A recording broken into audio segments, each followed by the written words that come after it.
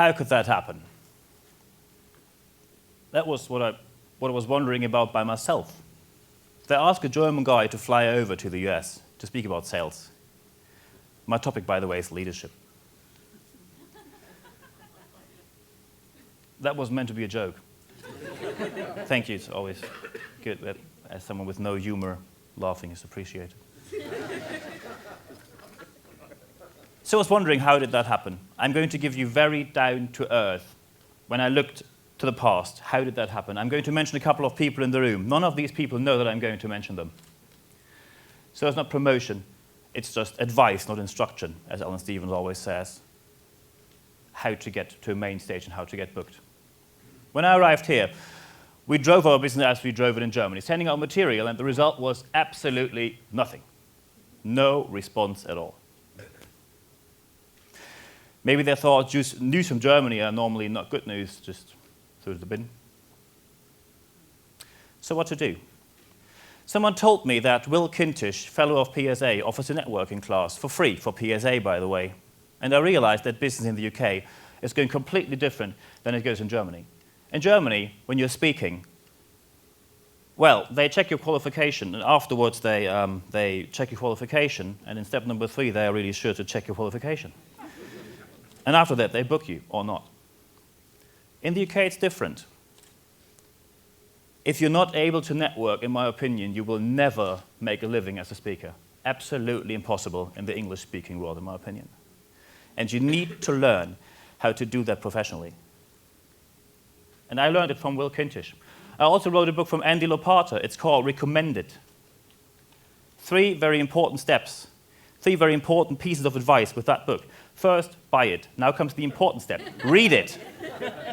Maybe you know these moments. You buy a book at a conference, classy shelfware, and there it ends. Doesn't help. Step 3, put it into practice. Will told me about Jeremy Nicholas, and I went to his Talking Toolbox Masterclass, where I not only started to use humor consciously, which is, I think you can't relate to that. As a German, it feels really strange to plan jokes in your speeches. So I got into the network of Soho Theatre because he told me you can go to Soho Theatre and see some funny people. So the first comedian, I joined as a best friend, meanwhile I'm on the charity board of Soho Theatre. First comedian I saw was Kevin Bridges, and maybe you know Kevin Bridges. Yeah, and the first thing I realized is never overestimate your skill to understand Scottish people. It was my very first show. I've been sitting there, row 1 center, and after 30 seconds I realized I don't understand a single word of what he's saying. And in row 1 center, you know, there's a risk that you get involved in the show. Suddenly, he stops talking and his voice went up, looking at me, and I thought, I think it was a question. So I just said, yes. Obviously, that was a fit. But he was hesitating, looking at me, asked me something else. I had no idea what he said. And after that, he just said in very clear English, he has a new name now, Screensaver Face. Because that was my reaction on 80% of the jokes. And I thought I'm the only person, because it was full room, 110 people, Soho downstairs, 110 drunk Scottish people. Well, and me. And I thought, okay, I'm the only one who's not bridging this cultural gap. And at the end of the show, 5 minutes to go, a lady raised her hand. And Kevin Bridges, oh, polite heckle. Please. And the lady said, yes, hello, I'm Susan, I'm from North Carolina. Okay. So? Well, I have a question. Oh, keep going. Well, you always refer to Scotland as a country, and I think it is really a country, is it? Kevin Bridges dashed to the front, pointed towards me, and just said, guy, you're off the hook.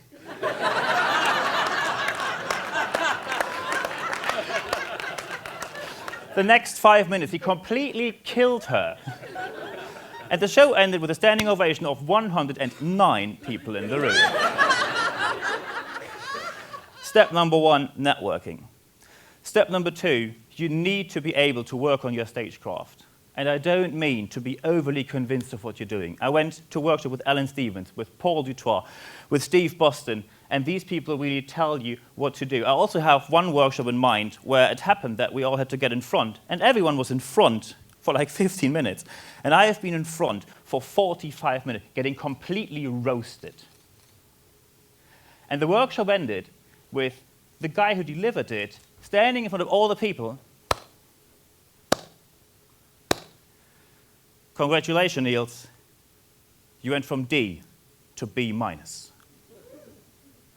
And I'm absolutely sure that this person today is in the room.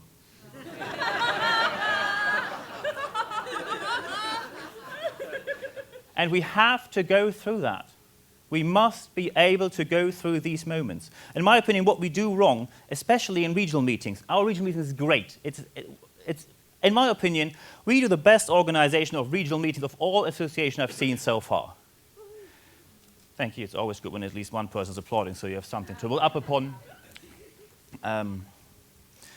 But with our feedback, in my opinion, we're just way too polite. It doesn't need to be in public, but we need to tell people when they deliver a weak piece of Keynote.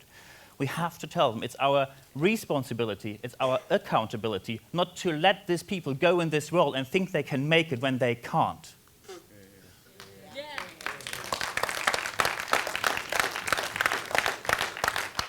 And the reason why I really started to work on my stuff was because Nigel Risner, most of you realized that it was him, really told me what you try to do. He said it's not German, it's Germanic. And he was right. So step number 2, stagecraft. By the way, when we're talking about unpleasant moments, you always have to go through unpleasant moments to also get to something which is also very important, storytelling. Most stories we realize are either funny or we go through difficult times, and then we have a great story. I'll give you an example. After the Brexit referendum, I received a letter. An anonymous letter in my office. Company name on it, my name on it, the address, nothing else. I opened the letter. White piece of paper, printed. We voted against you, exclamation mark, fucking Nazis, go home. I talked about that in London, and lots of people apologized for the person who did that, and you don't have to. I have a very, very important message for the person who wrote this piece of paper. A very important message from the immigrant I am.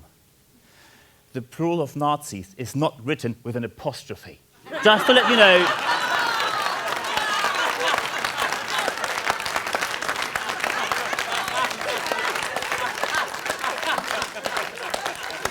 It's just wrong English.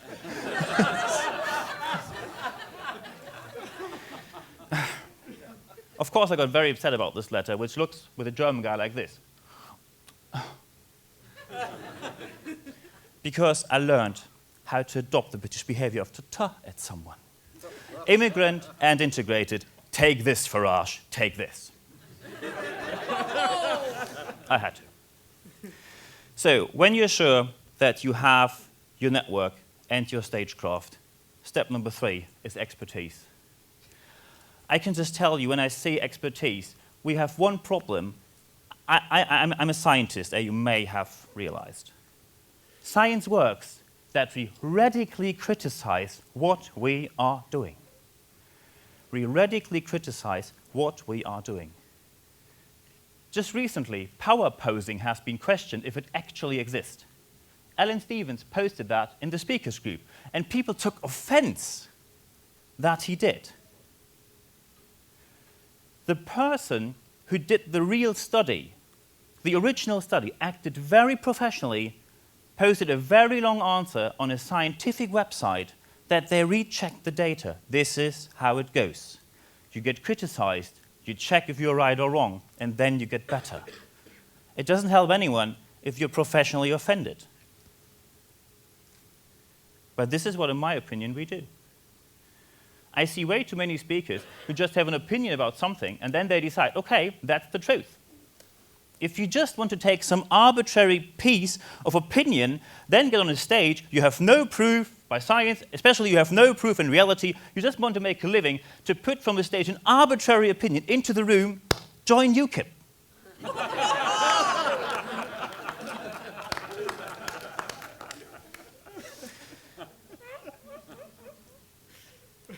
Coming back to stories. What you need to do is to get a structure behind your stories. It is impossible to succeed as a speaker when you only have content. I started with that. It worked in Germany, but even in Germany, meanwhile, it doesn't work anymore. So when I've been traveling, I've been at the airport lounge. Of course I've been in the airport lounge. I'm an international, successful business class flying speaker. I met a couple of people. And we were talking. An American guy approached me. If we have like German Day, because it was close to Independence Day, I was like, no, we don't have that. And we got into a talk about what this day means. We have the Day of German Reunification, which is more we remember of the people who died at the war, etc., etc. So again, scientific case, building a wall, not a good idea, just if Americans are in the room.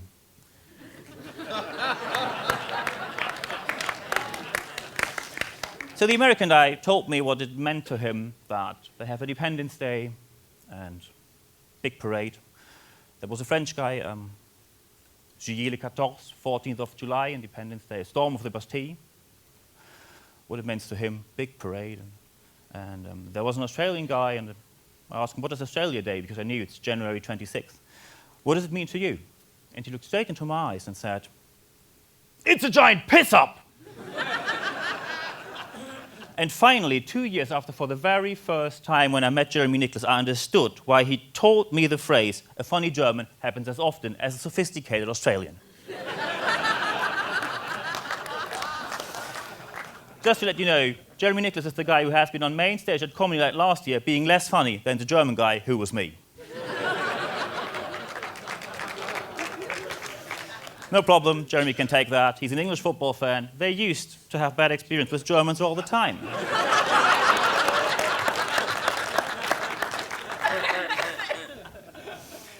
I mean, there's a reason. I mean, Germany, England has a history. There must be a reason why the emergency call number in this country is 999.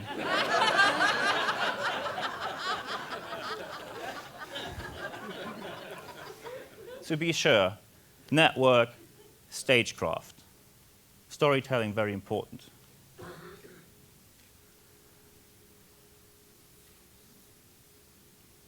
So let's say you network your way through.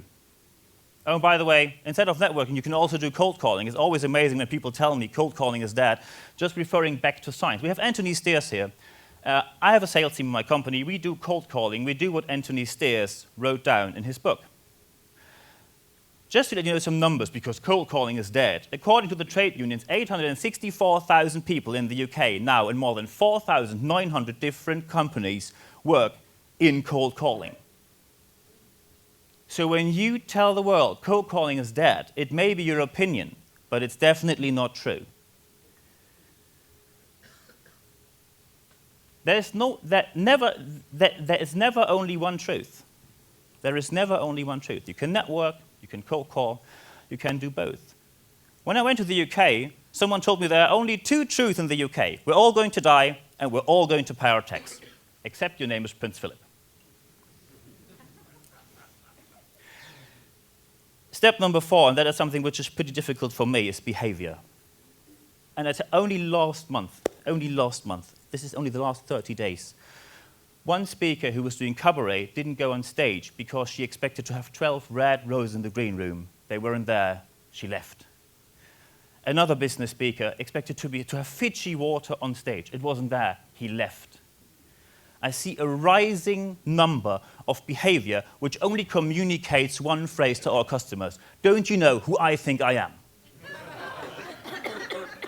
Behave like a normal human being.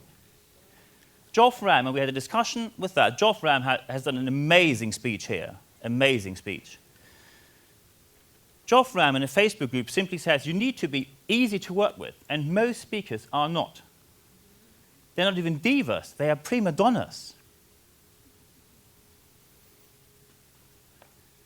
So when I left main stage at NSA, got back to my hotel room, next morning I found the invoice of the hotel under my door. I thought, well, that's one day too early. I check out tomorrow.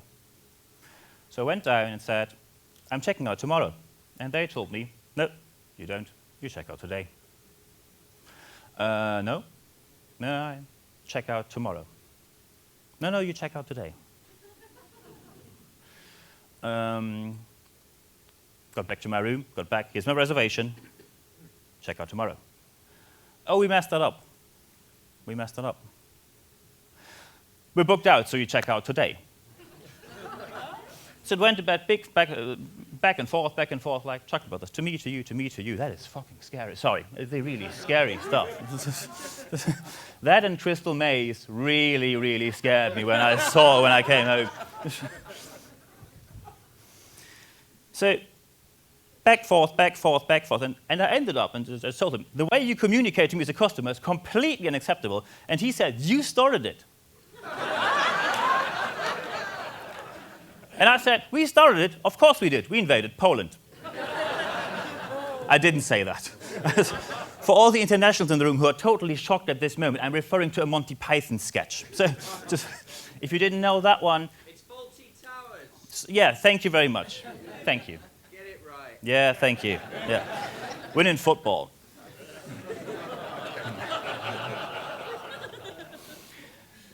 So after I checked out, went home, I thought about all these people who helped me. Some of you may know that during this year and the next year, I'm going to speak to all the regions in the UK. I offered it to all the regions, they came back to me. When I moved to the UK, there were people who approached me without that I ever talked to them. Jeremy Nicholas, Alan Stevens, two examples, to help me. You have an amazing community here.